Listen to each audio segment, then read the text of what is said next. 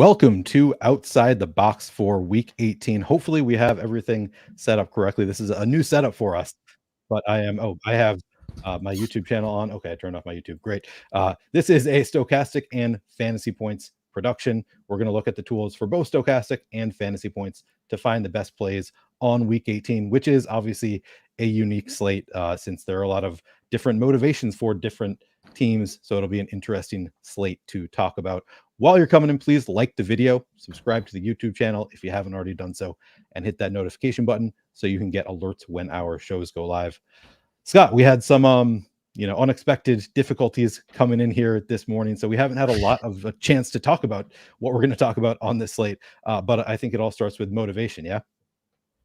Yeah, motivation is super important. This is sort of a preseason-esque slate. This is the sort of slate where John Proctor, preseason DFS legend, dominates. So if you're a Fantasy Point subscriber, make sure you're in our Discord looking at news and watching tomorrow's Sunday morning update. And inactives are going to be critical. It's, Jerome Ford's active and Kareem Hunt's active. Yeah, never mind on Pierre Strong. That's too thin, or could go the opposite way. I'll say in general, I think this slate, I don't feel great about it. I think there's a lot of guys who are in play, but very few standout plays. And then among the plays who are in play, there's a lot of unknown variables at work that could really be the difference between a player being a slate breaker or an absolute dud. And it's just, here are the variables and we just don't know. And so that makes things a little less certain. But again, typically Sunday mornings are going to be massive and hopefully some things clear up. I will say I wouldn't, especially this week, I wouldn't lean too much into the preseason aspect of it. I think when we see winning lineups next week, I don't think there's going to be too many names that surprise us, or even it could just be a lineup that's just, you remove all of the teams that have nothing to play for.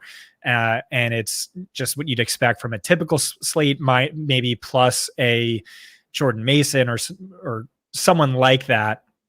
But yeah, this is also, a really fun slate, and people who are on top of news, people who are watching this show should have an edge. It's a great week for cash. Personally going to be playing a lot more small field single entries. I think that's where the edge is going to be, and not getting too crazy, but that's kind of my macro thoughts on this week's slate. Okay. Should we start with well, first of all, we want to take a look back at last week like we normally do. I almost forgot to do that. Last week feels so long ago to me at this point. I barely remember what happened, but we can take a look at. I remember distinctly. I really want to talk about. Oh yeah, you were furious. I forgot about that. You were not happy last week with how things were going. Trey, can we share my screen? Okay.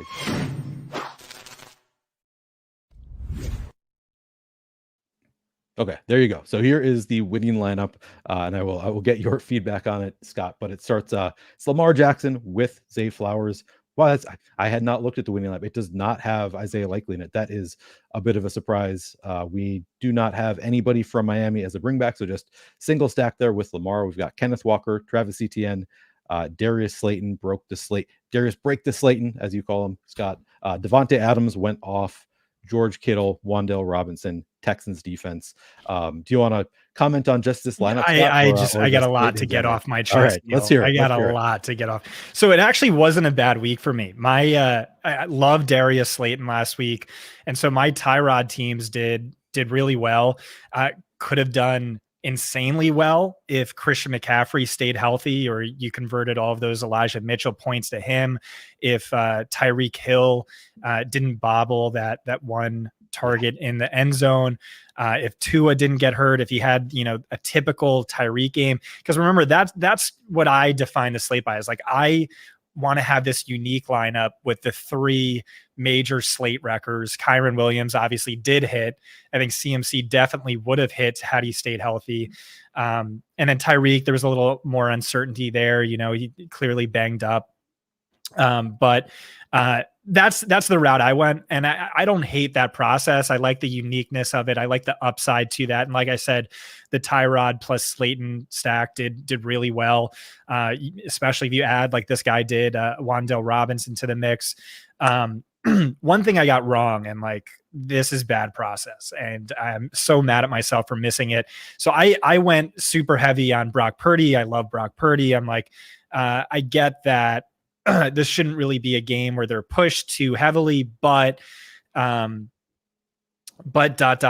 know, maybe Kyle Shanahan wants to get him to the MVP. And so it wouldn't surprise me if he had this like 4 touchdown game. And I just totally whiffed on that narrative for Lamar Jackson. And I really should have had that in the back of my mind, that Harbaugh was pushing for Lamar Jackson to get MVP, because when we brought him up on this show, I said, you know, the issue I have with him is like, he's playing like the number 1 MVP candidate, but he's not really, you know, a fantasy MVP. And a big reason for that is because they're getting the running backs more involved inside the red zone. And Harbaugh has talked about how that's something intentional. But like, if you just flip that to like, well, he wants him to do really well this week and lock up the MVP, and then he gets all of that, he goes nuclear. It was the top game of the slate in terms of fantasy points per dropback, or top week of the year by any quarterback by fantasy points per dropback. The Xavier Howard injury definitely helped, but still, like, the guy went absolutely nuclear, and that was like how you won the slate: is Lamar Jackson, Kyron Williams, Zay Flowers plus Isaiah Likely double, which, you know, we liked. And yeah, and this lineup, I don't know how sharp this lineup is. He had 2 Giants players, and no Tyrod, and you know, Kenneth Walker banged up, and Travis Etienne got there in a good matchup, but really thanks to one play. Devontae Adams is another bad process. Really should have been on that in the nuts matchup. I was worried about pass volume from Aiden O'Connell, and he had 21 targets. Aiden O'Connell threw the ball almost 50 times. But yeah, you know, it's what Bill Belichick would say: on to Cincinnati, on to week 18. So of course, you know, I had to double down and work really hard on research this week. Last week, you know, I missed like 3 days due to COVID, but this week locked in. That's my thoughts on last week. What are your thoughts, Neil? Yeah, I think that was a good synopsis. I will say, I feel like you were not totally out on Lamar. As I recall, you were high on like higher end quarterbacks in general. I think maybe I said I really wanted to get at least 2 of the high priced Kyron, CMC, Tyreek. So that just pushes me out of you're right quarterbacks. Yeah, and that, I mean, obviously there's a lot of things that went wrong. One of them being, as you said, Xavier Howard got hurt, Bradley Chubb got hurt. There were just a ton of injuries across the board for the Dolphins defense. So it was like part of the reason that I wasn't completely on it, and it was like an obvious one coming in, is that, you know, the defense has been so good for the Dolphins in recent weeks, and then all of their best players got hurt. Oh, I missed something too. So I had my mystery secret stack, and I refused to give it on the show, and we got like 40 subscribers, and I feel so bad for those 40 subscribers, because the stack was Jarrett Stidham plus Brandon Johnson plus Lucas Krull. And so a big reason for that was the sources we were getting saying that Peyton is really high on Stidham. Brandon Johnson has a massive floor, is going to be the number 1 receiver. And Peyton has this special game plan in mind for Krull. And obviously that didn't hit, but like, I know that the source was good, because Adam Schefter played Stidham plus Brandon Johnson in his championship, his ESPN championship. No way.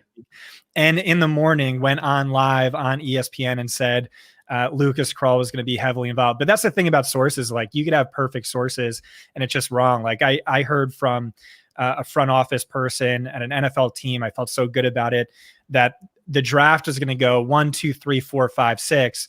And then it didn't go that way. There was like one surprise, and I'm like, "Hey, what happened?" He's like, "Dude, that blew our minds. We were shocked. We thought for sure it was gonna." And so that's just kind of the way it goes. I mean, it was a thin play. Really, the thesis was paying up for the big 3, and the Tyrod iteration of that stack definitely worked out better.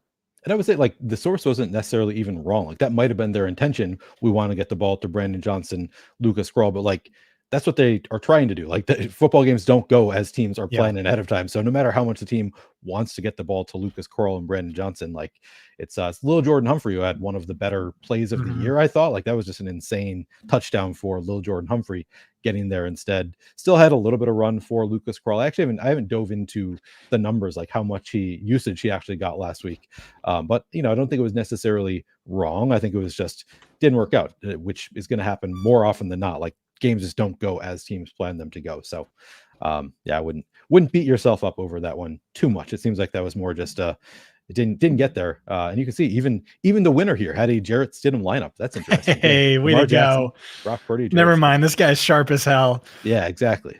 So yeah, I think this looks like a fine lineup. Obviously, it's crazy that he has George Kittle in here with 5.9 fantasy points when he obviously could have had Isaiah Likely, or I think Likely was cheaper. That's just really funny that this is the winning lineup. But congrats to Chad Deek for the big win.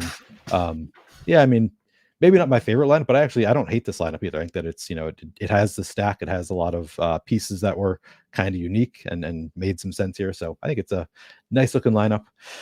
But we have limited time because of our technical difficulties. We should probably get into the Week 18 slate.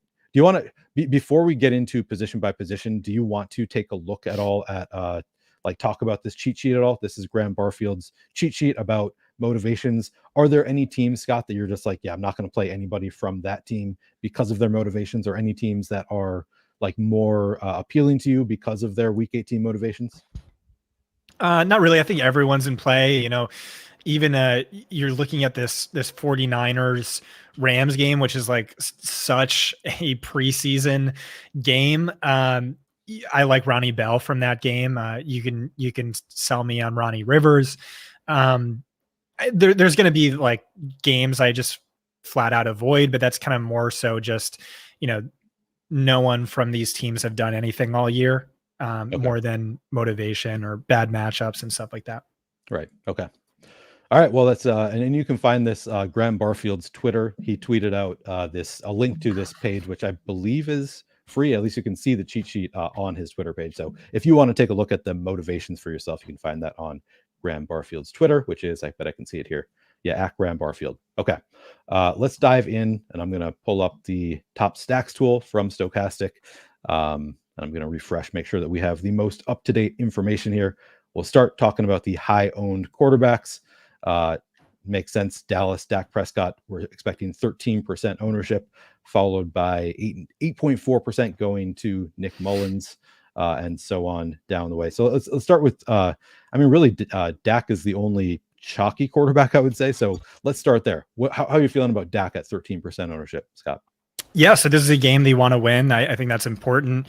They have the highest implied point total of the slate by almost 5 points. This is a Washington Commanders defense that's like easily the worst defense in football. And now they're talking about resting some of their veterans. Like it's like so hard to imagine what that defense would look like with a bunch of backups. Obviously, the concern is game script. Dak Prescott might only need to throw the ball 22 times in this game. Still, though, against this defense, like averaging 12 yards per attempt on 22 throws, that's pretty great. And if they're going to hit that implied point total, they have to do it somehow. Yeah, obviously, worst case scenario is one pass touchdown, one Tony Pollard touchdown, one defensive touchdown, and then, Rico Dowdle or something in the second half. But no, to me, I think Dak Prescott is an amazing play. I'm going to have a shit ton of him. I kind of alluded to this at the top, where playing more small field single entries, I think, is the way to go. I'm going to be playing, my lineup's going to look a bit like how my cash lineup would look, and it played a little conservatively. Love Dak Prescott. Awesome play. I also really like Tony Pollard. Just like, I know he's been the biggest bust in DFS this year, but this might just be an impossible to fail matchup. So I like the idea of having some Pollard on non-Dak, non-CD lineups. But yeah, obviously Prescott, amazing play. CeeDee Lamb, probable must play. And then Nick Mullins too. He would be my cash quarterback in the week, and I really love him for tournaments. This is something I've noticed, is that my best lineups that I've built filled quarterback last or almost last. And so when we build, we usually start with the stack. But like I complain about this every week, where it's like, oh, my lineup in the Daily Dollar would have won X if I put it in the SPY. And like I crush the Daily and like the one common denominator with that lineup is like, I'll just build. All right, let me get all my guys that I like. Let me get 2 low owned plays, and then whatever quarterback plus receiver fits. And a lot of time it's like a Matt Stafford or something like that. And I do that, and that lineup crushes. And so I like the idea of, I mean, the price point's great. You don't really need the price point this week, but Nick Mullins right there with Dak for tournaments, definitely the cash quarterback of the week. Like I know he's terrible. I don't think it really matters. He's cleared 22 DK in both of his starts with the Vikings, and like the Vikings quarterbacks have crushed this year. It's like one of the most pass heavy offenses in football. They were crushing without Justin Jefferson for most of the season. And so if you look at all teams by quarterback fantasy points, the Vikings quarterbacks combined for the third most games with at least 19.9 DK, the third most games with at least 22.5 DK. This is like a top 5, environment for a quarterback, like regardless of how good or bad they are. And so to me, I think he's an absolute great play. Nick Mullins. Yeah. Yeah. All those pass catchers definitely looks good. I do want to say to the people in chat, really appreciate you all hanging out with us. We are obviously in a new home for our live show this week.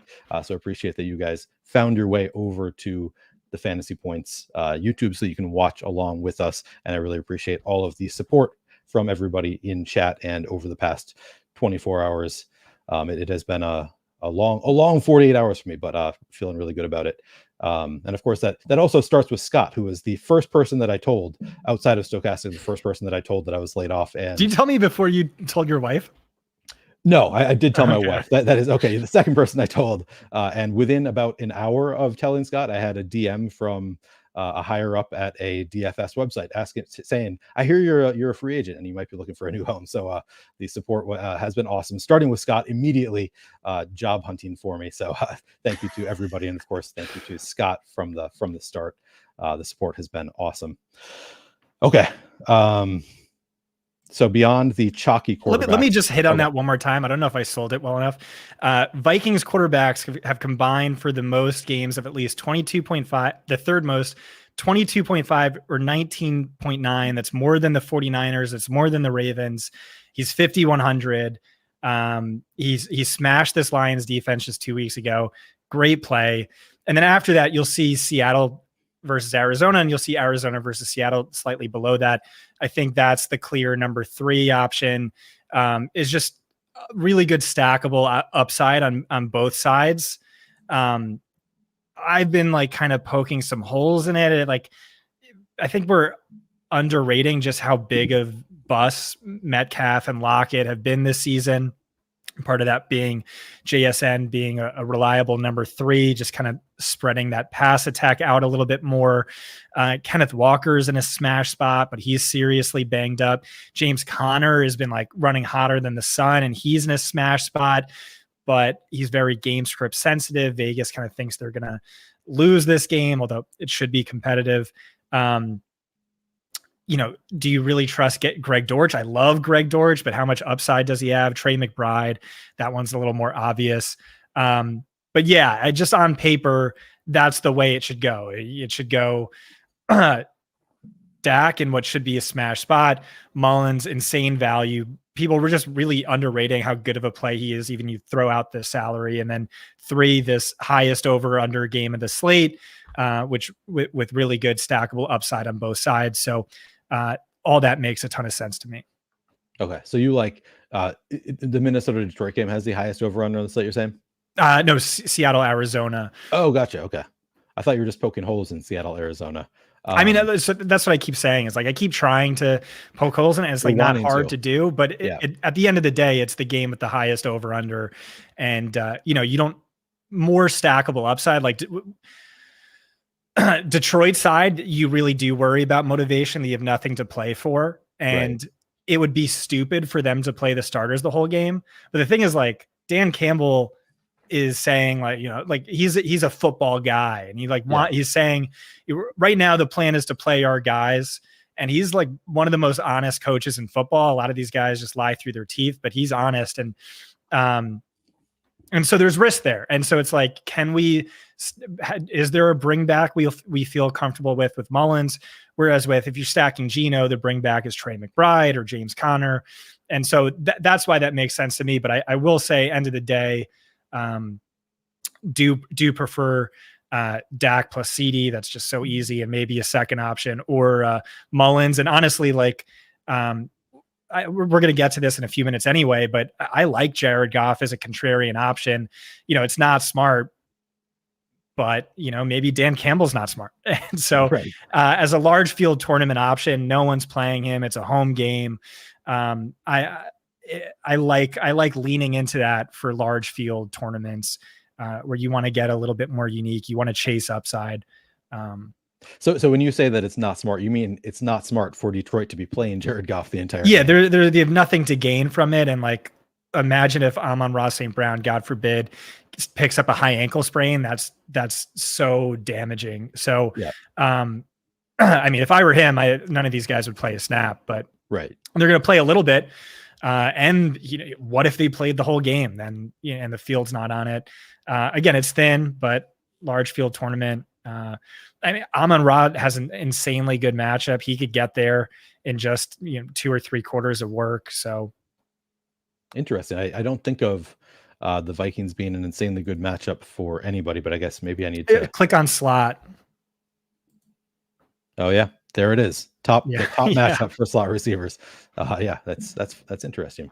Although it actually looks like, even just like in general, it's a better matchup than I thought it was. So I guess the Vikings defense been slipping recently. It has to do with mostly pace of play. Yeah. Yeah. All right. Well, should I? Do you want me to open it up to you? Do you have particularly contrarian quarterbacks that you like, or are you just sticking with the chalk? I mean, like the way chalk has it is the order I'd put it. And I think probably those numbers are low. Like, I think Prescott should be a lot higher than that. I think Mullins should be a lot higher than that. Fields is a good, that's 7.5% sounds right. It's a really great matchup on paper, especially when you factor in, so it's a really good matchup on paper. He's getting some guys back healthy. I think they're going to go all out to win this game. My concern is that, like, the Packers DC, Joe Barry, has historically owned Justin Fields, and that's a pretty big concern for me. He has some tendencies and some vulnerabilities, and Barry, I think, has a good notion of how to exploit that. Beyond that, some contrarian options I do like. Again, Jared Goff at 2%. It's just, hey, if he were playing 4 quarters, he'd be easily one of the best plays of the slate. Just destroys at home, and the stack would be obvious with St. Brown. But again, like, most likely scenario is, what they should do is not play a snap. Most likely scenarios, they play 2 full quarters, and that's it. I also like Jordan Love. He's getting a bunch of receivers back. I don't know how long they're going to play, but getting a bunch of receivers back. Jalen Johnson, PFF's highest graded cornerback, is sitting out this year. Jordan Love has been running hotter than the sun. He's really pressure sensitive, and the Bears offensive line has really struggled to generate pressure lately. So he's a great play. I think you can make it. I like Mullins for sure more, but you can make a case for Jeff Driscoll. Over his last 4 starts and finishes, 18.3 fantasy points per game, a high of 27.5, 41.3 rushing yards per game, a high of 63. Cincinnati's defense has just been awful. And listen, it's a backup quarterback who's not good, playing with backup receivers, but he's minimum price. He's priced like like a team's RB3. So he's in play. Tyrod's in play. We like Tyrod, and I really think those are your options if you want to get really crazy and play Sam Darnold. Like you can do that on a week 18. If you want to play Jeff Driscoll, you can for a Jamar Chase upside stack, you can do that. Really, a lot of things are in play this week. But again, as I started off at the top, is how I'm playing it, how I'm viewing it is small field, single entry, really gravitating towards those top two names, and playing around with the idea of a Seattle Arizona stack if I can find one that works. So we're getting outside the box by just not playing large field GPPs this week. I know, sorry guys.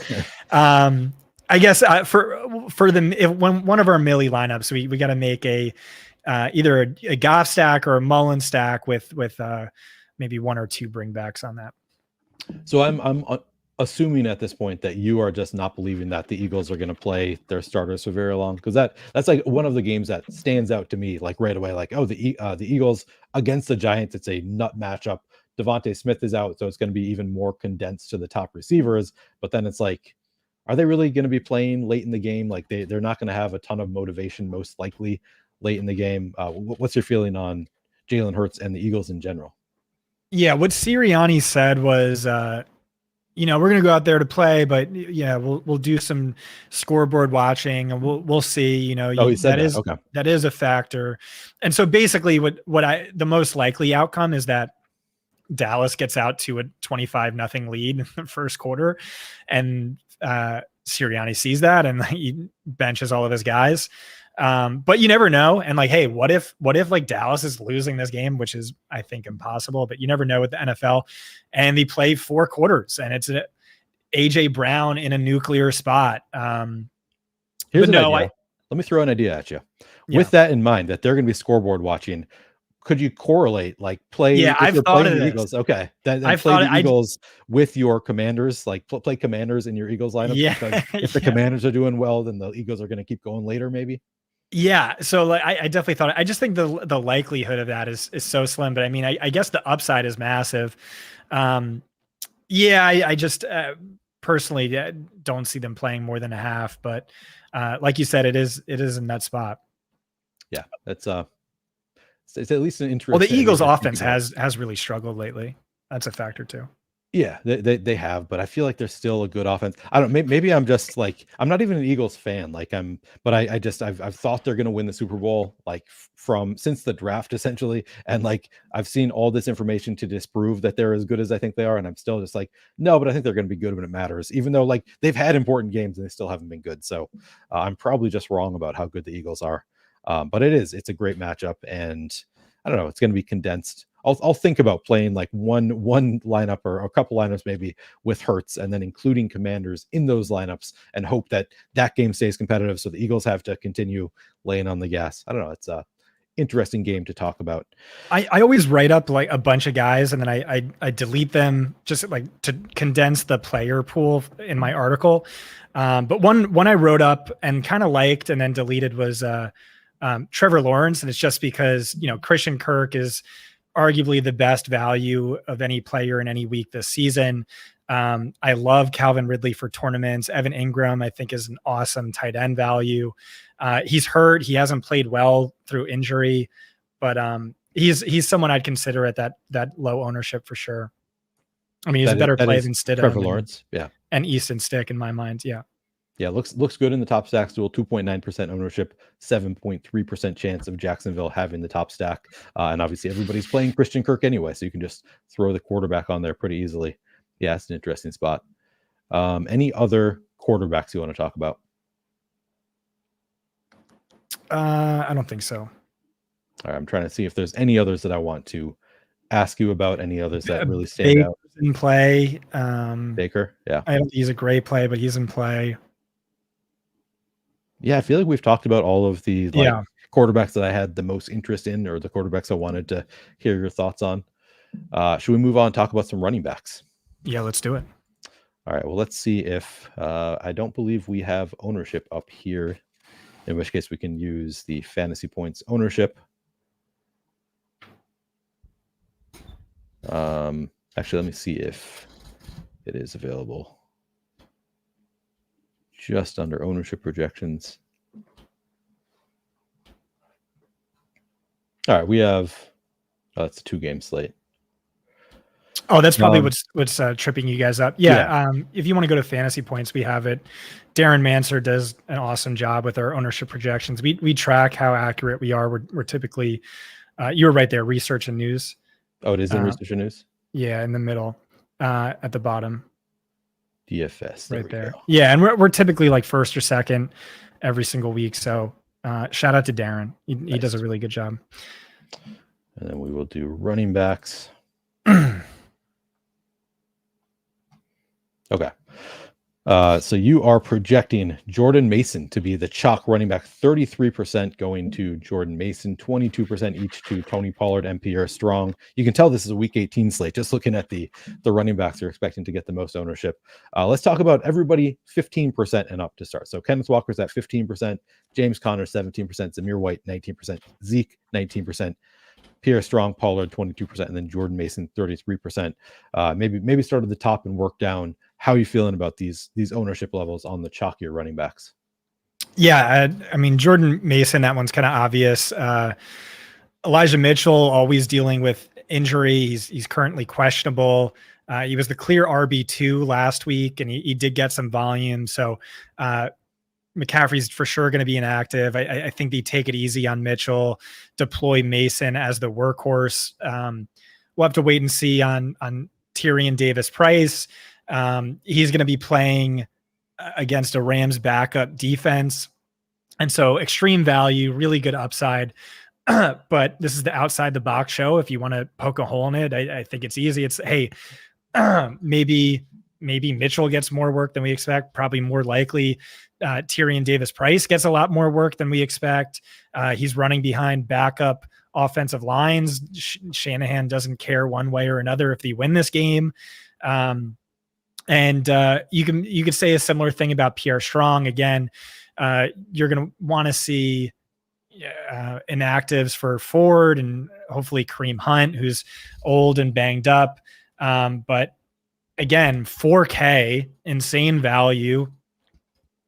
And this is a really valuable backfield. Cleveland's backfield ranks third in running back touches per game. They lean very run heavy without Joe Flacco.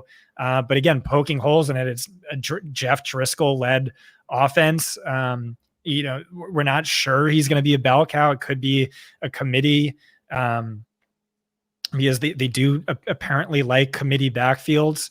But yeah, again, extreme value, really good upside. This is what I meant earlier on when I said I think kind of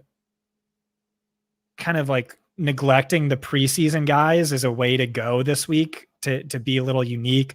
You definitely have a better floor, and maybe that's just me saying that because again, I'm more attracted to small field tournaments this week, but I could see these guys winding up over-owned, just balancing the risk reward. Sure, makes a lot of sense for large field tournaments, but I do see for sure avenues for these guys to fail. Another cheap running back in that mix is Ronnie Rivers. We don't really know what that split is going to look like.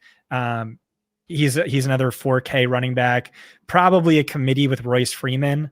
But again, it's one of the most valuable backfields in fantasy. He's going up against backups on defense. And so you have a bunch of those guys. I would have it.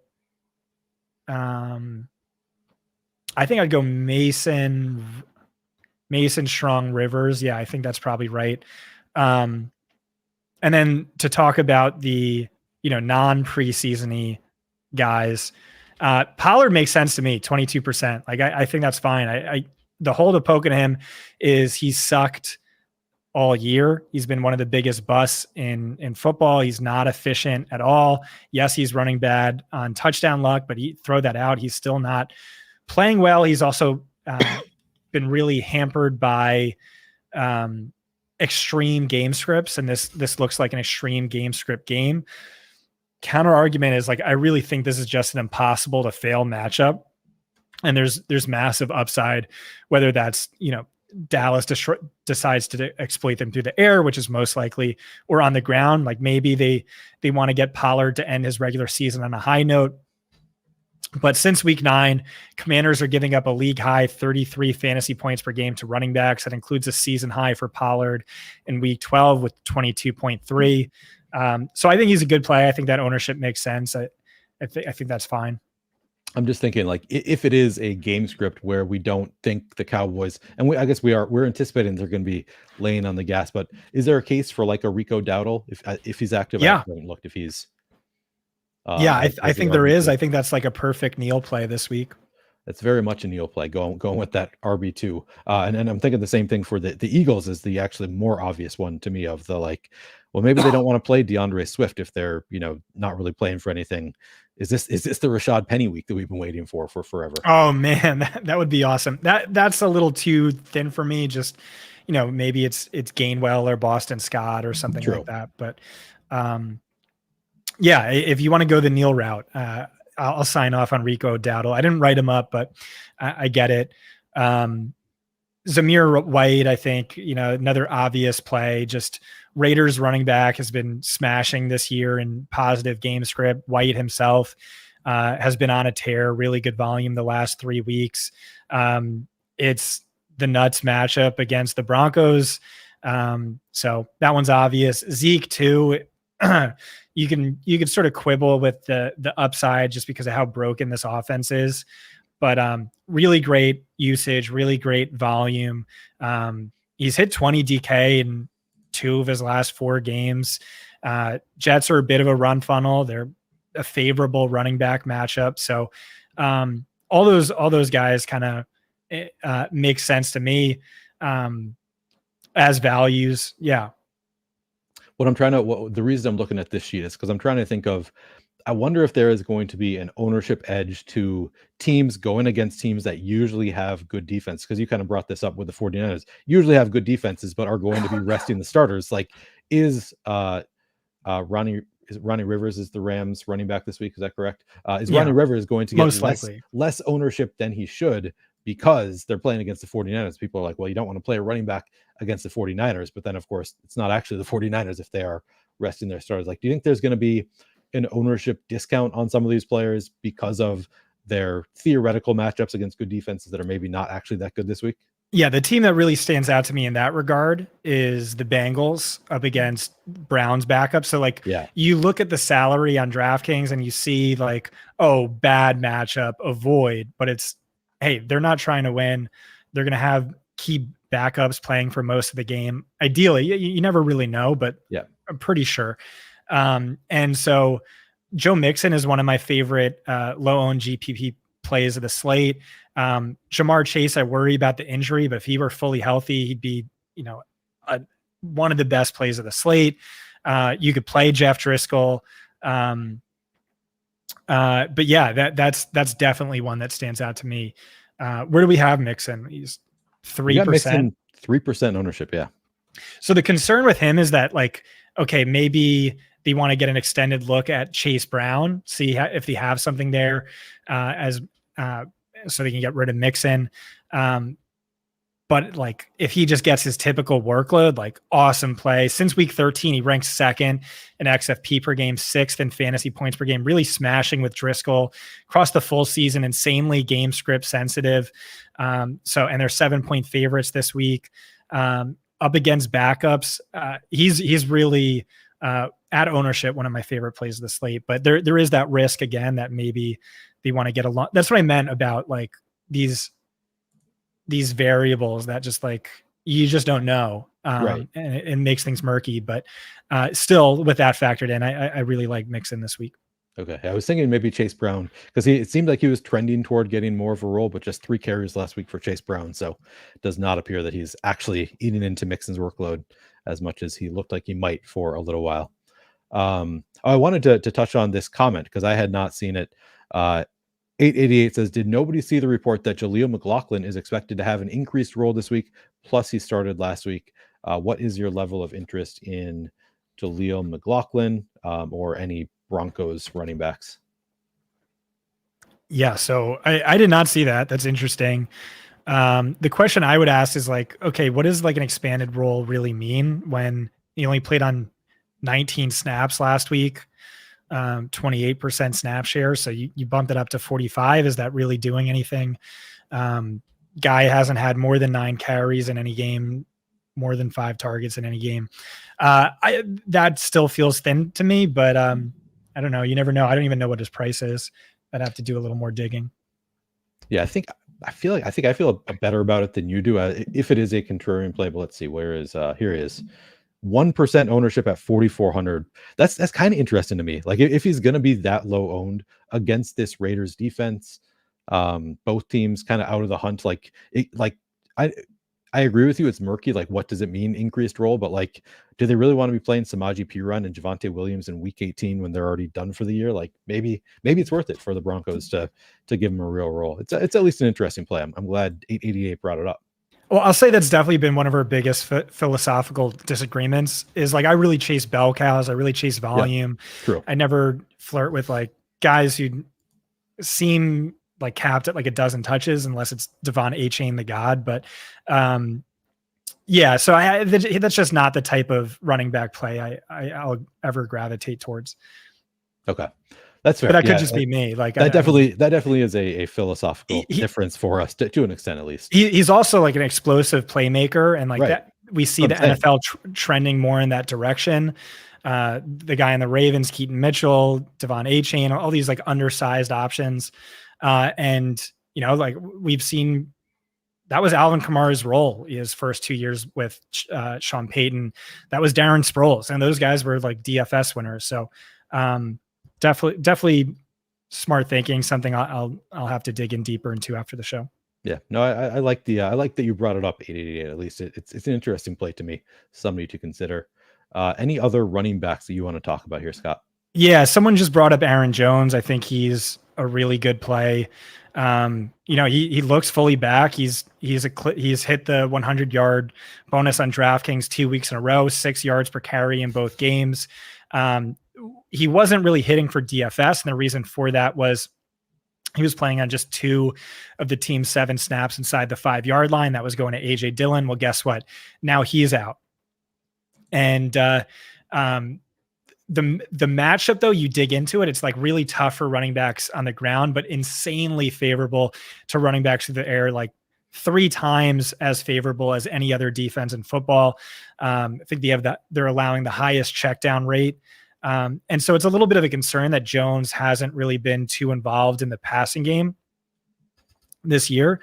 But we do know when he's used in that role, he's terrific at it. And so I think hopefully, you know, they're aware of that. You get him, I don't know, 5 or 6 targets this week, plus his typical 20 or so carries, and he absolutely smashes. I think he's a really strong play.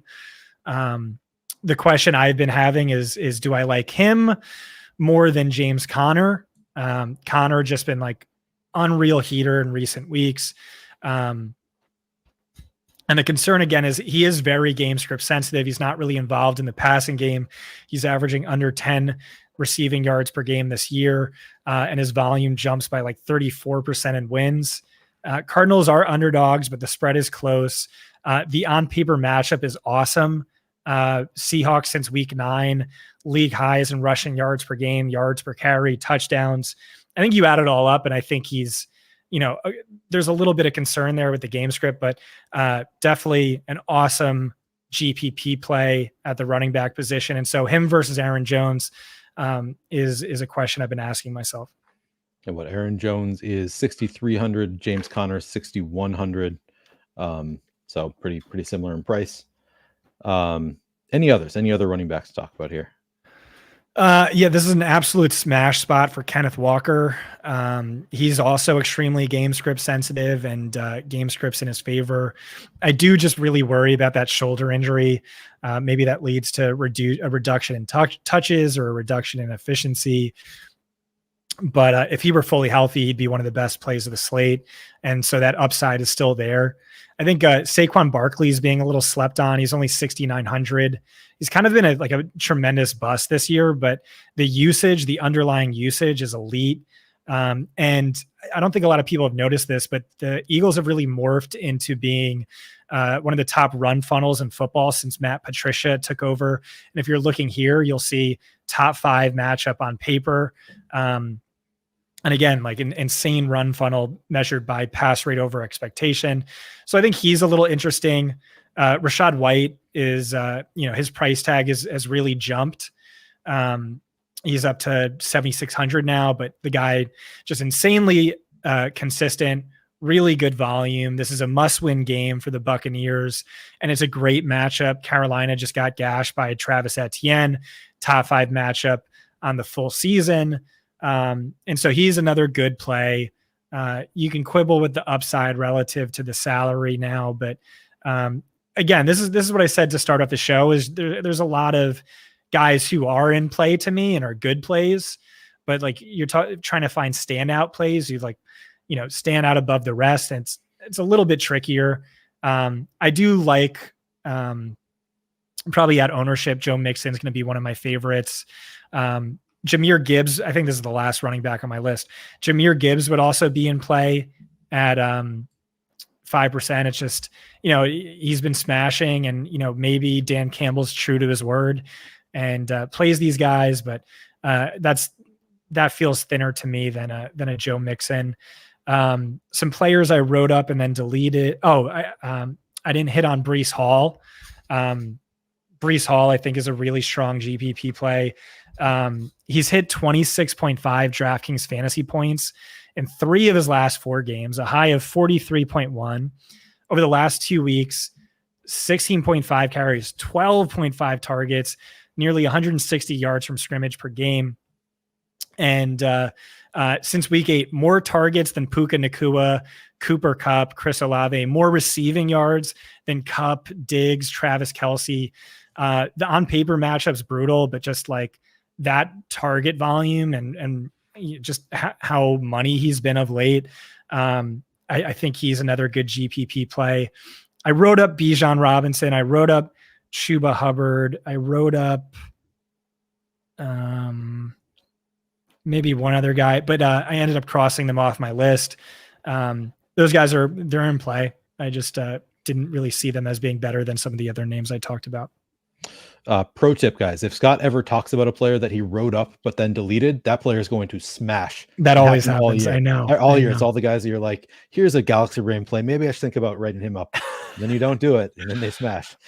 So these are the guys you want to play. All right. Anybody else, Scott? Actually, the guy who always smashes is the guy I wrote up and said I loved, and then I just ended up like severely underweight on for some reason. Sure. And I don't realize it until like 5 minutes into the game. I think that's it for me. Again, I feel good about all the names I listed, like the order I had them in. Didn't feel as good about this week as I do in weeks past, but I think that's just a function of the week and all the different factors at play. All right. Let's move on to wide receiver. We have less than an hour left because I do have a show coming up for the Saturday slate, but plenty of time to get through all the positions and then make some lineups. All right. Highest owned that you have at wide receiver makes a lot of sense. CeeDee Lamb, 33%, 28% going to Justin Jefferson, 22% Chris Olave. So let's start there. Just all the 3 that are above 20% here. How are you feeling about the ownership on these 3? Yeah, CeeDee Lamb, insanely good play, and it's easy to afford him. It's easy to afford both Lamb and Jefferson. Since week 6, Lamb averages 2.6 more DraftKings fantasy points per game than any other player in fantasy, 4.7 more than any other wide receiver, 5.9 more than any other slate eligible wide receiver. He's hit 16.5 in all 11 of those games. And now he gets a best possible matchup. Commanders giving up the most schedule adjusted fantasy points per game to opposing slot wide receivers. Insanely good play. Jefferson too, 8,500 is a good price for him. No TJ Hawkinson. Mullins has been force feeding him. He gets the Lions, which is who are giving up the 3rd most fantasy points per game to wide receiver ones. And Jefferson just smashed them 2 weeks ago. This game's in the Dome. I do prefer Lamb personally, but they're both really good plays, and that is tight between them. Christian Kirk should be at the top of this list. I think, maybe there's just still some uncertainty there. Yeah. We should have led off with him. You can poke some holes in that I think there's a good chance, he's active, but severely limited, or he's on a snap count. They're saying he can run in a straight line really good, but they're still uncertain of his ability to make cuts. I think it's notable that the Titans are a reverse slot funnel, really tough against slot wide receivers this year. But he's nearly 3,000 cheaper than he was the last time we saw him on the field. So just like must play for cash, arguably the best value we've seen all season. Great play. He's going to be like 40% owned, and that feels fully justified. Go ahead. Go ahead. Do other Jaguars pass catchers then become like slams, like smash them because they are such great leverage off of Christian Kirk? And you just laid out some reasons that you're poking holes in Christian Kirk. Still a great spot overall for the Jaguars passing attack, just not for Christian Kirk specifically. So then maybe does like Calvin Ridley, Evan Ingram, do these guys become smash plays? Yeah, Ridley is one of my favorite wide receiver plays of the slate for sure. Might be actually my favorite. Over the last 4 weeks, he ranks third in air yard, third in targets. The Titans are giving up a league high 135 receiving yards per game to outside wide receivers. Ridley had his season high 34.1 DK the last time these two teams faced off. Concern here is Trevor Lawrence's health.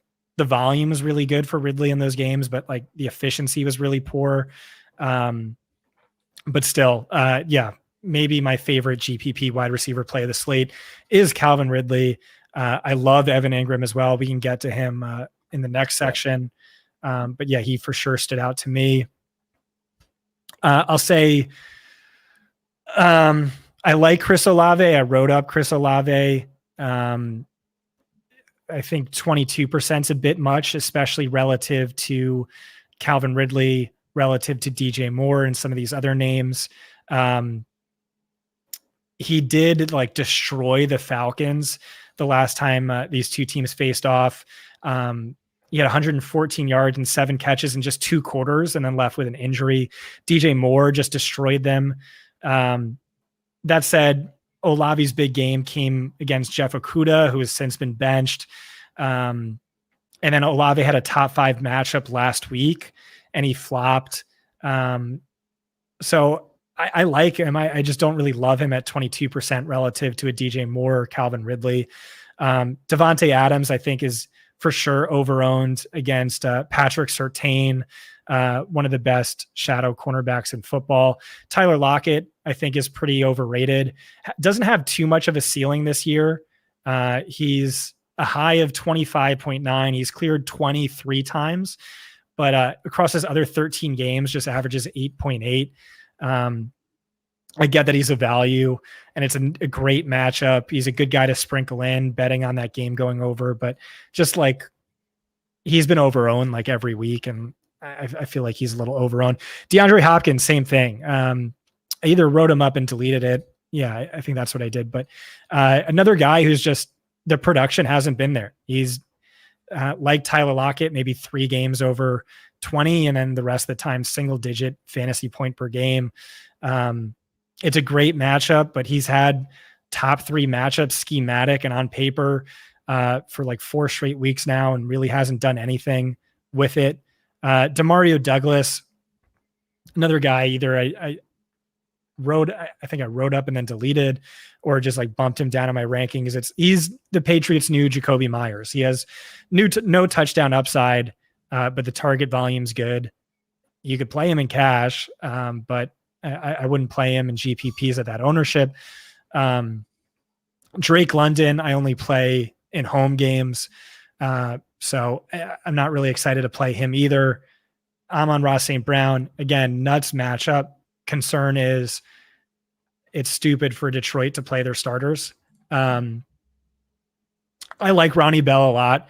I just think the likelihood of one of these 49ers wide receivers going off is really high, and it has to be Ronnie Bell. who's been far and away the most productive of the group. He even has a touchdown with Sam Darnold.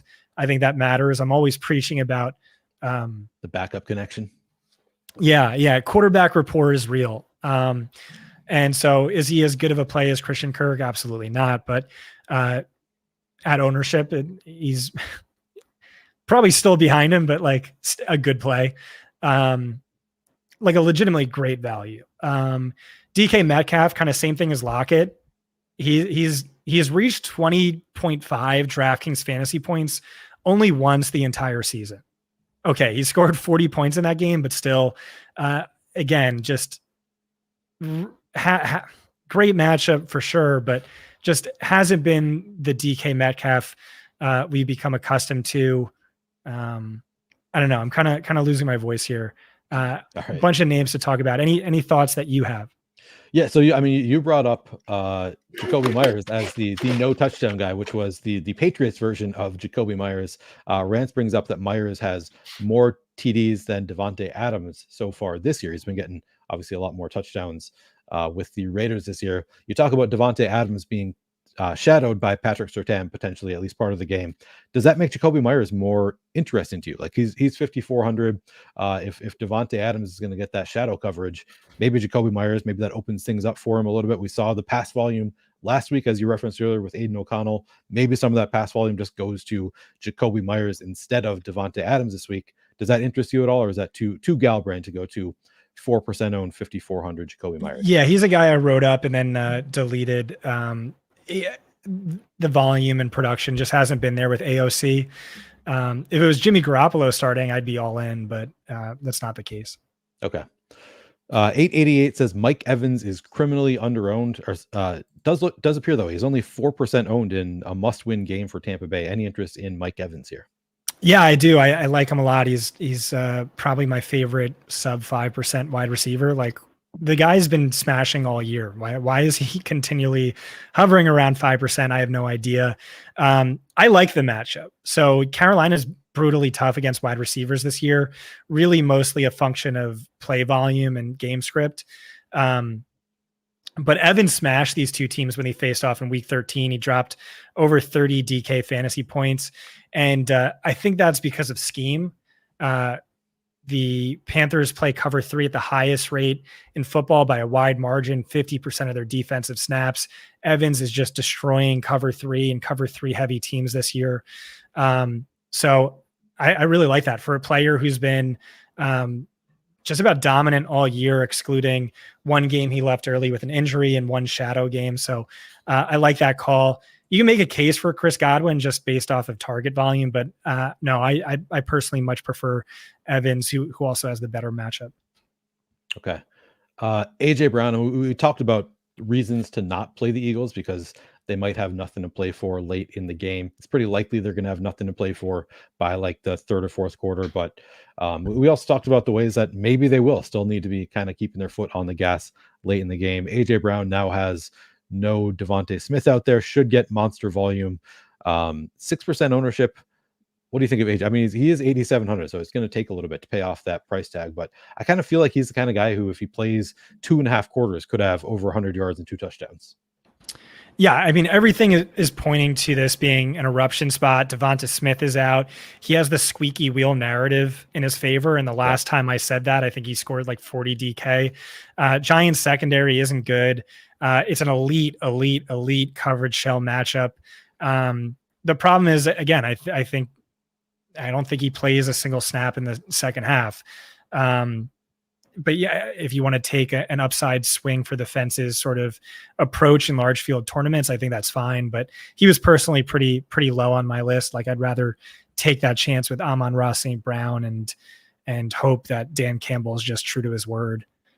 It's funny. I just opened YouTube chat and I see 888 says AJ Brown could put up 120 and 2 in the first half alone, which I think is he could do that. What yeah. I just said. So yeah, I mean, we saw it more last year than this year. This year, I don't feel like he's had those just completely erupt in one half. I feel like it happened 2 or 3 times last year. It was just like by the end of the first half, it looked like the Eagles were just going to completely smash the slate.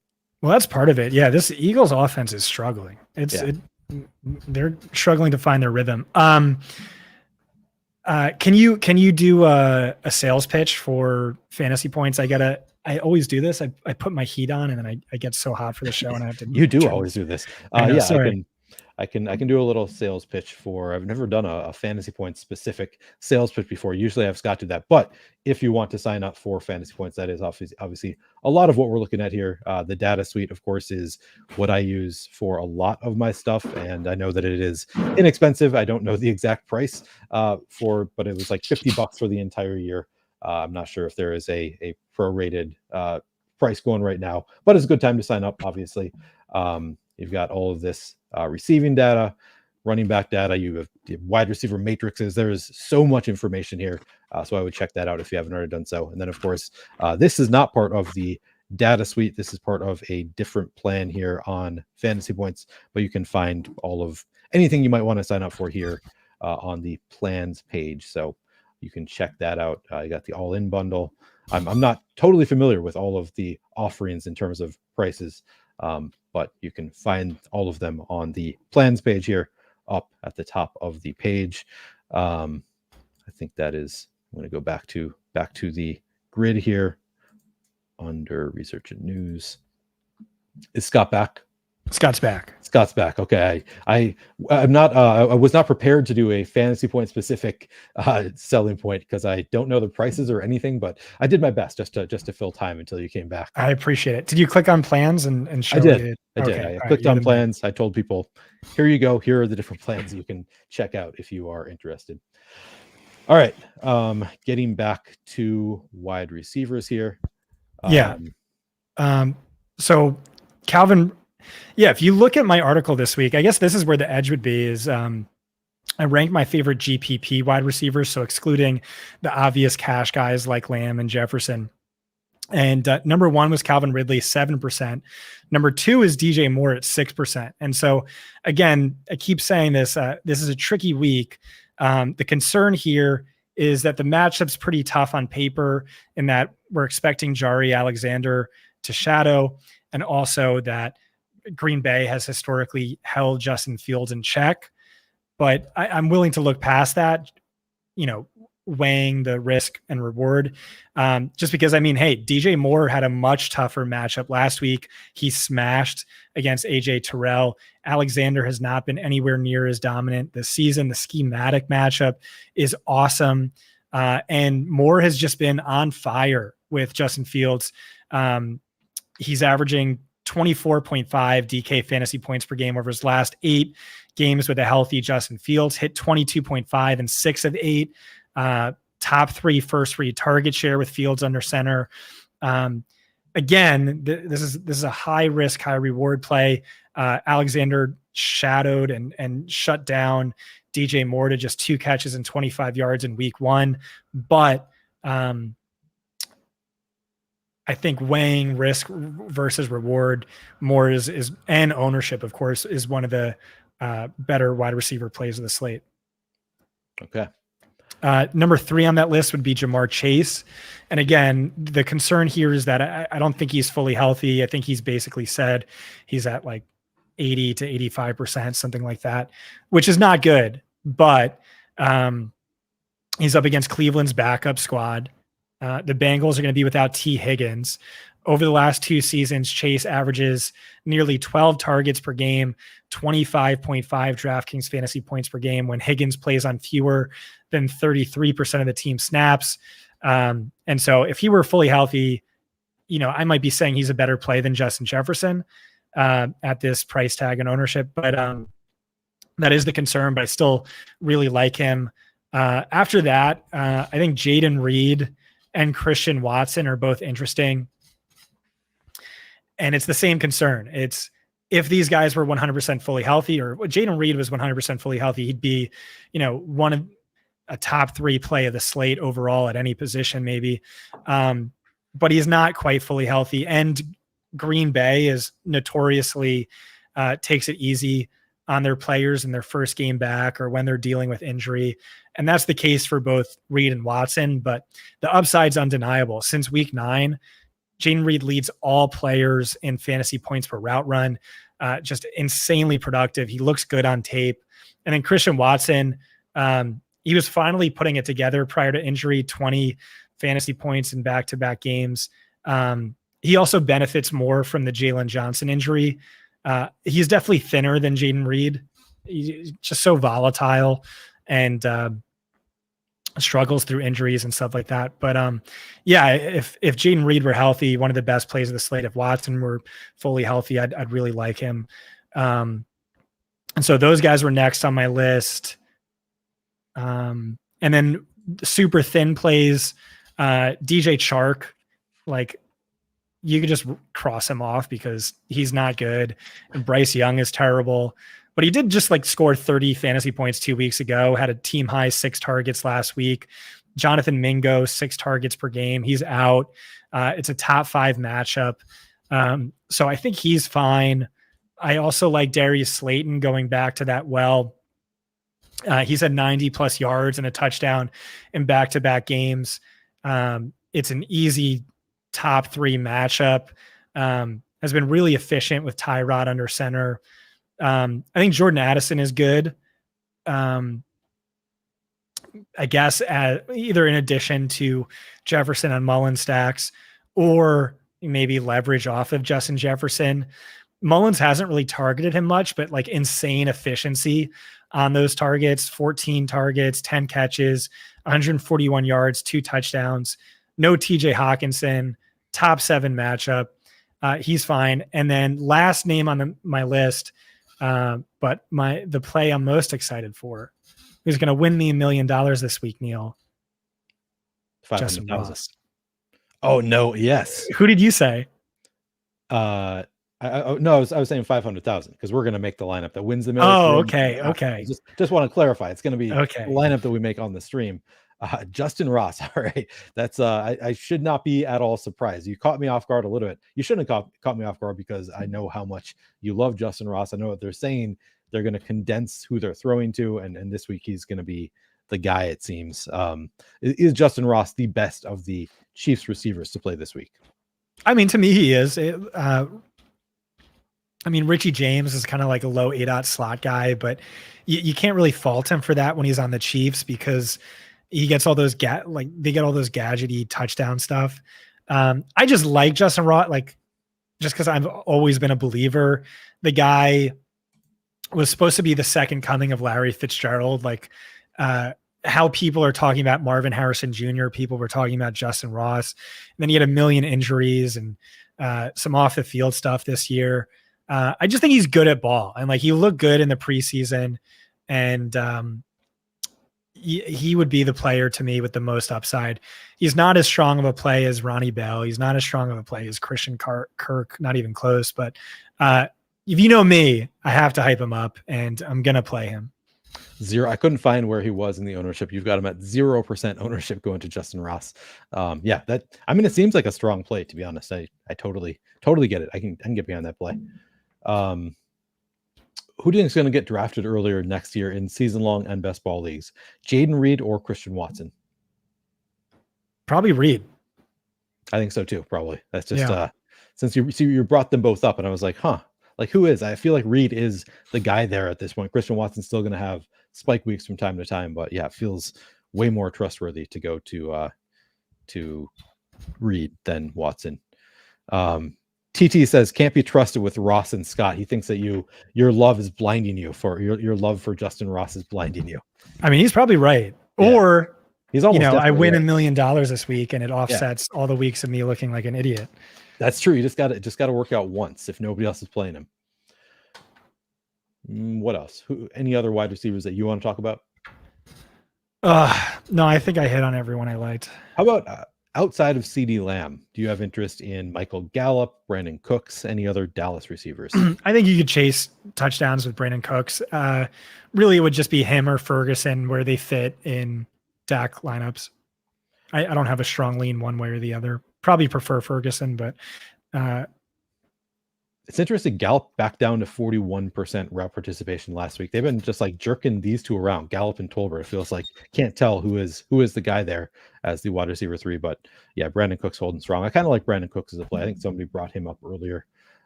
Figured that was worth mentioning. Let's see. Are there any others? Like, are we going to any? I guess you sort of said we can avoid the preseason guys. Like, I'm thinking of like Quez Watkins, or like who goes in there in place of Devontae Smith, who also they like. Do you think there is an Eagles receiver who could be in there starting at the start of the game, and then they're going to leave him out there because he's also not usually a starter? Like a guy like, I guess Quez is normally a starter, but do you think there are any Eagles receivers who would fit that bill of getting enough volume outside of AJ Brown that maybe they're viable? Yeah, I mean, Julio had 2 touchdowns last week. Makes sense that Goddard actually would benefit from Devonta Smith's absence, but no, I wouldn't go that cute. Okay. My favorite preseason wide receivers for sure, Ronnie Bell. Rant says Zay could easily get 2 touchdowns. Isn't Zay out? I thought he was ruled out. Am I wrong about that? Let's check. Yeah, we should make sure that we know, because I thought that I had seen that earlier, but I could be just completely wrong about that. He's questionable, limited all week in practice. Okay, so yeah, another guy you can definitely consider playing there if he's active. Any other wide receivers that you want to talk about?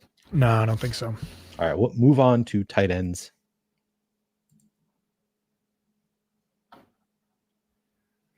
Evan Ingram, number 1, 18%. Trey McBride, 17%. Noah Gray, 13%. So we actually have 6 tight ends here getting double-digit ownership. Talk to me about those 6, because there's a big drop-off after that group. These are the 6 that are getting like all the ownership. Do you think that it's good? Like, are these good chalk plays? Are these bad chalk plays? How are you feeling about them? Yeah, I think this makes a ton of sense. Evan Ingram has been seen better volume and more production than Trey McBride since week 13. Among all tight ends, he leads in targets, second in receiving yards, second in XFP per game, first in fantasy points per game. And then among wide receivers, those numbers rank 5th, 14th, 19th, 9th. He's priced as the tight end 5, the wide receiver 30. I think he's an awesome play, even if Christian Kirk comes back. And even with Trevor Lawrence's health in question, if Lawrence doesn't play, like, that doesn't change anything to me. CJ Beathard is just totally locked on to him. Trey McBride too. It's kind of like the same argument as with Ingram, is like, oh, look at the numbers among wide receivers, ranks 19th in targets, 19th in yards, 23rd in XFP per game, 21st in fantasy points per game. He's priced like the wide receiver 24. So there's a value there, a slight value, but then you factor in it's a top 5 matchup. It's an ideal schematic matchup. He's a great play. Noah Gray, Johnny Munt, Davis Allen, Harrison Bryant. They're all good plays. They're all good values. Johnny Munt, I think, is the safest for cash. Noah Gray might have the most upside for tournaments. I worry a little bit, maybe they sit him. Maybe they play Travis Kelce a little bit to get him the 1,000 yard bonus. But he's a good play. Harrison Bryant has the nuts matchup. He won you $1 million, Neil. That is true. He also won the Mackey Award. What is the Mackey Award? It's best tight end in college football. Okay, good for him. That's why I played him for sure. That's he's a guy who has had like 1 or 2 good spike weeks as a tight end, and I happened to get one of those in my lineup, so that was pretty nice for me. Darren Waller, like it seems like a decent matchup. I don't know what the route participation has looked like for Darren Waller in recent weeks. 74% last week, so he's actually out there. Any interest there in Darren Waller? No, that's really good, and he has been Tyrod's favorite receiver. I don't know. I just, maybe he burned me too much in the offseason, but he didn't crack my list. I thought there were better tight end plays. Okay, more upside. Yeah. I had a ton of him in best ball, so he also hurt me significantly this year. And looks like it's not actually a great matchup for tight ends in general, but I feel like Philly can be beat through the air. So somebody, I don't know, interesting name to think about at least. Any other tight ends that you want to talk about? Yeah, I really like Juwan Johnson, 3,600. He scored a touchdown in 3 straight games, 9.5 targets per game, 18.9 fantasy points per game the last 2 weeks. 71% snap share. That's up from 47%. He saw a lot of volume the last time these two teams faced off. No Alvin Kamara probably boosts his target expectation. So I think he's fine. Doesn't feel like chasing points to me. I think he's a legitimately strong value. Jake Ferguson, I really like him most for Dak stacks, but he has some touchdown upside. Volume has been good in recent weeks. Gerald Everett, you could take a chance on. Easton Stick has just locked onto him this year. Donald Parham's been a healthy scratch, so he's seeing better usage. The issue is like he's not doing anything with his targets. Easton Stick stinks, but he's in play. And then all the punts: Noah Gray, Harrison Bryant, Davis Allen, Johnny Munt, and that's kind of what you're looking at with tight ends this week. The Sicilian wants to know, going back to wide receivers, any interest in Demarcus Robinson this week? Yeah, I mean, there's a chance he plays the full game. I just wouldn't view that as terribly likely. I think we have to monitor inactives for that. Yeah. But I would think probably 2-2 Atwell makes the most sense from the Rams wide receivers. That makes sense. All right. Any other tight ends, or are we ready to build some lineups? No. Kraft was a guy I wrote up and then deleted. I just didn't see the ceiling. Laporta, you can make a case for based on that thesis of Lions playing their guys. Otherwise, I think that's it. Kyle Pitts, he's 4K. Good matchup, but I wouldn't do that.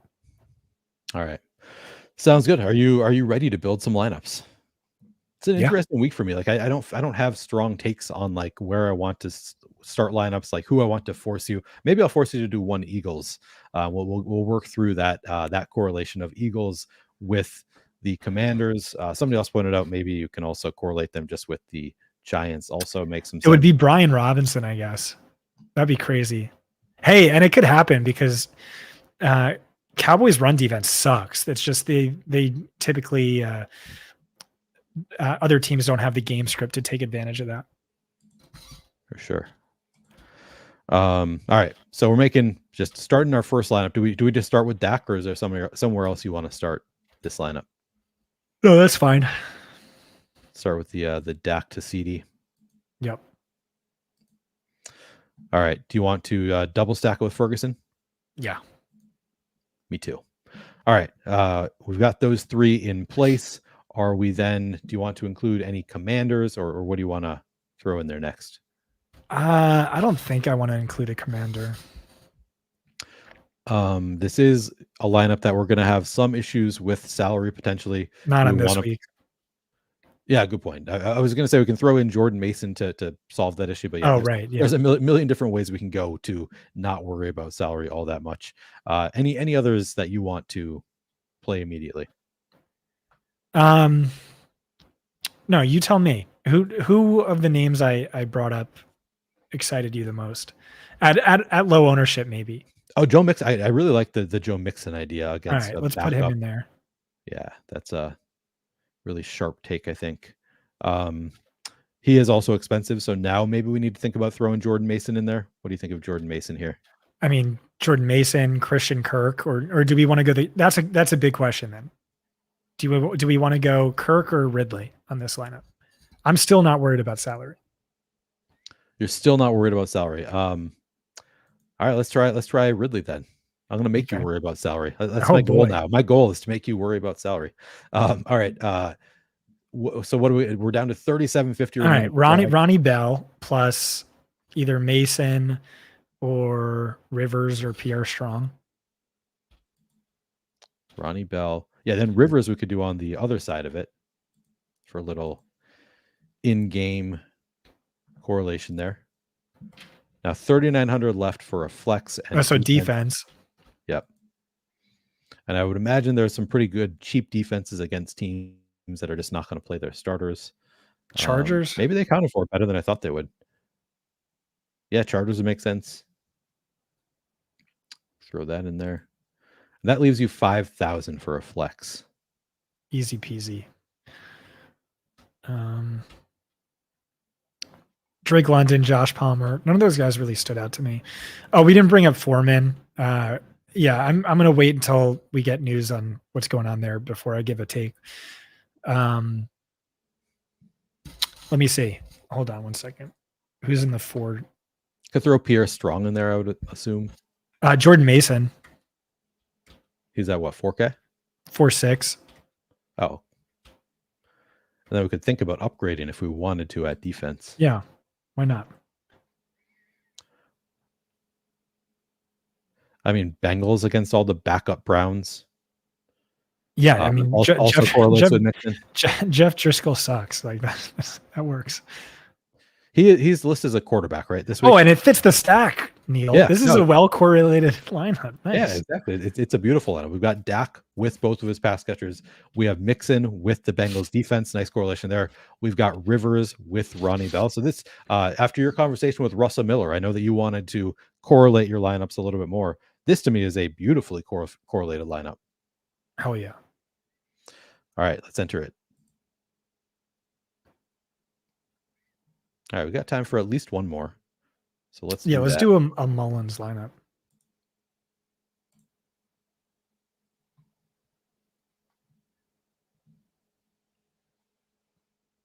$5,100.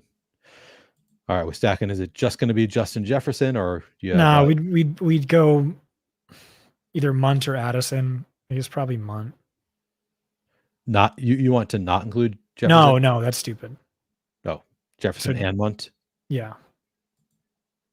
I mean, the dude threw for over 400 yards and 4 touchdowns. You want to double here. And again, I think he's easily the best point per dollar quarterback play of the slate. I want to bring back, again, this could be stupid because they could bench their starters the whole game, but this is a Millie maker entry, so I think it makes sense. Let's go St. Brown. Yep. All right, so we still have $49.60 left per player. So plenty of salary. Yeah. What are you thinking? Kirk or Ridley or Ingram. All right, we did Ridley in the last one, so maybe we just eat the chalkier with Kirk. Although the Viking stack is a little bit chalky also. We'll see if we have enough contrarian pieces. Maybe we could add like Jahmyr Gibbs or Sam Laporta to get really unique. But, major game stack it. Yeah, just because if Dan Campbell's true to his word, like which he typically is, that could define the slate. Yeah, let's throw Laporta in there and then go cheap running back. Does that make sense? Sure.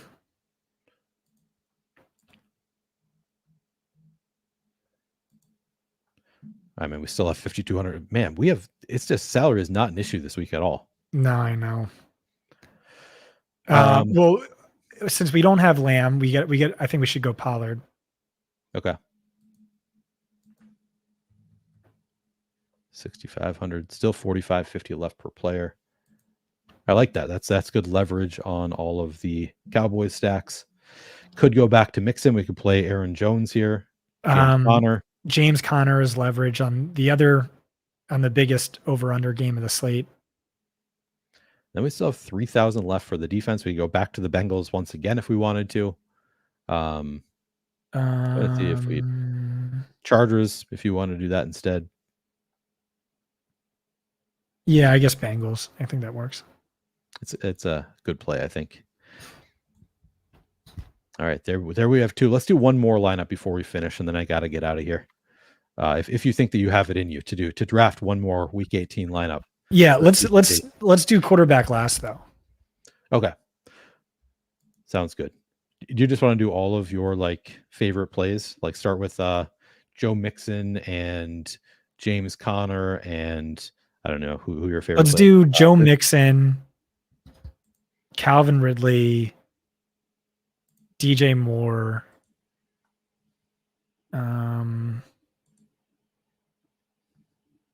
Since you want to go Ingram just because we went with Kirk and Ridley in the last. Good call. No, we have Ridley here. Oh, we do. Yeah, keep him in. All right.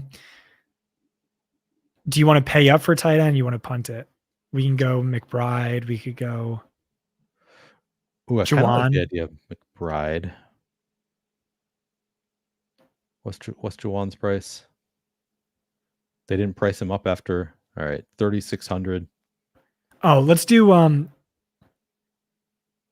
Lamb or Pollard. I think is another one of those like slate defining decisions. Yeah, let's go Lamb. Okay, I like it. Should we go McBride here? Yeah, screw it. Let's go cheap on 2 running backs then. Yep. I do like Rivers as potentially getting lowered ownership because of the matchup. Like looking like a tough matchup, but is that where you want to go, or do you prefer? I'm also totally fine with a Jordan Mason or something else. Yeah, Mason, Rivers, Pierre Strong, they're all fine. Yeah, we haven't played Pierre Strong yet. Okay. And this is so now we won't play the Cincinnati defense. Maybe we play do we want to play the Cleveland backup defense? We could. I would not do that. I don't think. Right. We are playing both running backs from that game, so I guess either would be a defense against our running back. So we can play a different defense. Rivers. Oh no, yeah. We have flex quarterback. Are we going to be able to afford a quarterback? We're going to have to go. That's what I'm saying. So click Rivers and a cheap defense. Yep. All right. Chargers cheap defense. Maybe Giants against the Philadelphia could be not playing their starters. All right, that works. Yeah. I mean, we have to go really cheap to even afford a quarterback here, I think. All right. So click Rivers for flex. Yeah. Now we have 4,600 left. Is there a starting quarterback? Yeah, Driscoll. And then let's maneuver around a little bit. Driscoll. Oh, he's 4,000. Wow. Okay. Yeah. All right. Who do we want to throw in there for Cleveland? I mean, we've got Pierre Strong. I guess we can include him in the stack. He's like so take out McBride. Yep. Good call. Harrison Bryant. You're gonna win the Millie again with Harrison Bryant. Brilliant. Yes. I'm into it. Oh man. Jamar Chase. Yes. Okay. Is Jamar Chase, where is he? What's his all the way down at 7,300. So we don't have to play the Giants if we don't want to. I know. All right. Now we're up to 3,100 for the defense. Now we could play Detroit. Massive leverage on all the Nick Mullins lineups. Yeah, I worry about the back. Maybe that's smart. I don't know. You tell me. Whatever you want to do works for me. I kind of like the idea because the Vikings throw it so much. They're more likely to turn the ball over in a way that's going to turn into a touchdown for the defense. A lot of people play Nick Mullins, who's not very good, and we're not playing any Vikings. So I think that it makes sense for this lineup. Yeah. I like it. It's a very Galaxy Brain lineup. It is. This is the ultimate GPP Galaxy Brain Week 18 lineup. But I like it. I think it's really interesting having Jefferson there with Pierre Strong and Harrison Bryant. Then we have bringbacks in Joe Mixon and Jamar Chase, just full on game stacking Cleveland, Cincinnati, which feels like an ugly game, but this is a lot of backups in this one. We've got Ridley there, nice leverage on Christian Kirk. DJ Moore, not expecting a lot of ownership. We were eating the chalk with CeeDee Lamb, but he could put up 200 yards, wouldn't be shocking. And then Lions defense for ultimate leverage on all of the Nick Mullins sacks. I think this is a really strong lineup, to be honest, for a GPP. Nice. Love it. All right. I think that is going to do it. I need to get over to my other show to talk about the Saturday football slate. Scott, do you have any final words? Thanks for listening all year. Hopefully we'll be able to do this again next year. And just thanks for your support. Make sure you subscribe to the Fantasy Points YouTube channel. That's probably the most likely place where this show would be next year. Yep. Yeah, no, I'm very hopeful that you and I will be able to. It'll be a new home wherever it is next year. It's going to be likely in a new home. So I obviously want to do this again. Scott wants to do it again. So hopefully we'll be able to run outside the box back next year. Yeah, I agree with Scott. Thank you all very much for watching. It's been awesome, all the support that we've gotten all year. I'll also plug, I tweeted out my YouTube channel where I'm going to be drafting best ball. Obviously, I'm hoping that Scott will be on that channel several times throughout the summer as well, drafting some best ball with me. But go check that out. I'd appreciate it if you would subscribe to me as well. But yeah, I think we're done for this slate at least. Thank you all very much for hanging out with us all year, watching the show, and good luck this weekend.